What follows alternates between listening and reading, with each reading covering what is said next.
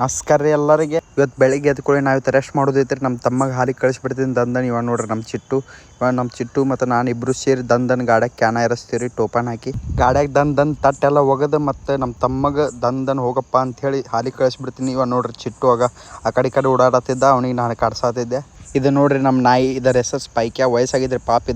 ಇದು ಇವತ್ತಿಲ್ಲ ನಾಳೆ ಸಾಂಗೈತಿ. ಪಾಪ ವಯಸ್ಸಾಗ್ಬಿಟ್ಟೈತಿ. ಅಲ್ಲಿ ಮ್ಯಾಗ ನಮ್ಮ ಬೆಕ್ಕು ಕುಂತಿತ್ರಿ, ಅದಕ್ಕೊಂದು ಸ್ವಲ್ಪ ಕಾಡಿಸ್ತೀನಿ.